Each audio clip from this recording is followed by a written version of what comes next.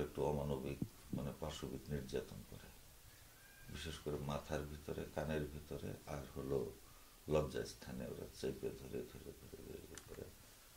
তারপরে চিল্লালে বলে যে কোনো সাউন্ড করলে রাস্তায় নামায় ধরে ন্যাংটা করে এইসব করবো, শালা তুই রাজাকার, এই বলে আমাকে একটু টর্চারিং করে।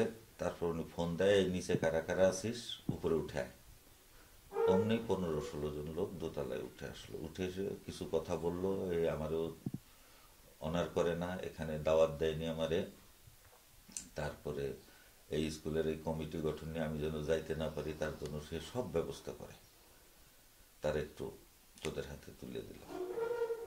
দেওয়ার পরে উনি আবার পাশে গ্লাস দেওয়া, ওই পাশের ওনার এই ডাইনিং রুমের এই পাশে একটা গ্লাস দেওয়া আছে, ওই পাশে একটা চেয়ার নিয়ে উনি বসে থাকলেন আমার ফোনটা কেড়ে নিয়ে।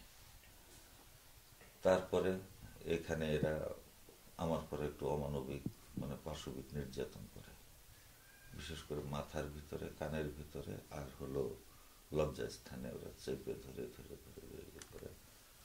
তারপরে চিল্লালে বলে যে কোনো সাউন্ড করলে রাস্তায় নামায় ধরে ন্যাংটা করে এইসব করবো।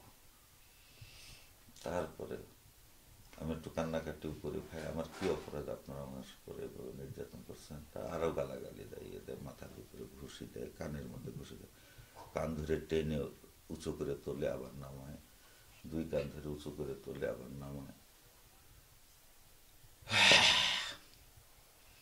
তারপরে আমি বললাম আপনারা যা চান তাই হবে। বলছে তাহলে এই কথা প্রকাশ করবি না, উনি সভাপতি হবে, বর্তমান যে সভাপতি আছে সে আর স্কুলে ঢুকবে না, তুই রিজাইন দে। তারপর আবার ফরিদ চেয়ার বলছে না, এখন এখানে রিজাইন নিলে সমস্যা হবে, রিজাইন পরে নেওয়াবো, এখন ওই রিজাইনটা এখানে দেওয়া যাবে না। তারপরে ওরা কতক্ষণ নির্যাতন করে পরে 10টা 11 আমাকে উপরে উঠেছে, আর 12টা 26 তখন আমি নিচে নামেছি। নিচে নামার পর আমি তো খুব অসুস্থ ছিলাম, নিচের দিকে তাকালে দেখলাম আমি পড়ে যাচ্ছি, ঘাড় ঘোরাতে পারছি না, এখানে আঘাত করেছে, এখানে আঘাত করেছে, কানে আঘাত করেছে।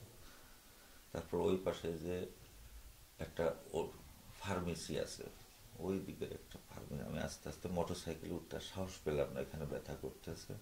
তার জনসম্মুখে যে আমার ব্যথায় আমি পিসাব করার চেষ্টা করলাম, দেখি আমার পিসাব হইলে যদি একটু শান্তি হয়। জনসম্মুখে আমি পিসাব করলাম, করে তারপরে দেখি তাও শান্তি হচ্ছে না। তারপরে আমি ওই ফার্মেসিতে যে বললাম যে ভাই আমাকে ওই ডিসপ্রিন জাতীয় কোনো ওষুধ থাকলে একটা ওষুধ দেন, মাথা ব্যথার একটা নাপা দেন, আমার গায়ে জ্বর চলে আসছে। আমি মাননীয় প্রধানমন্ত্রীর কাছে একটা দাবি আছে যে আমরা যারা শিক্ষকতা করি, প্রধান শিক্ষক আছি, আমাদেরকে যেন মানুষ শিয়াল কুকুরের মতো আচরণ করতে না পারে, আমাদের যেন নিরাপত্তা দেয়।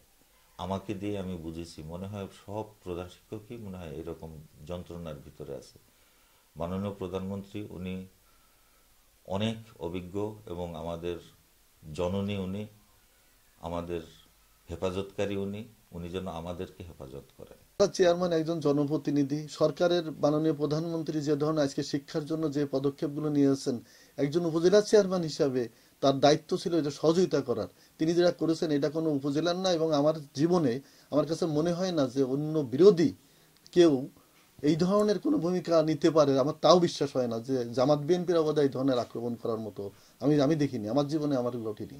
এটা আমার জীবনে প্রথম যে আক্রমণাত্মকভাবে একটা শিক্ষা প্রতিষ্ঠানে যেখানে মাননীয় প্রধানমন্ত্রীর প্রোগ্রাম, সেই প্রোগ্রামকে বাধাগ্রস্ত করলেন। এটার ব্যাপারে আমি অবশ্যই চাই যারা দায়িত্বে আছেন তারা দায়িত্ব নিয়ে এর একটা সমাধান করা, একটা বিহিত ব্যবস্থা করা, যাতে কোনো প্রকার কোনো স্কুলে এই ধরনের ব্যবস্থার কেউ না নেয়।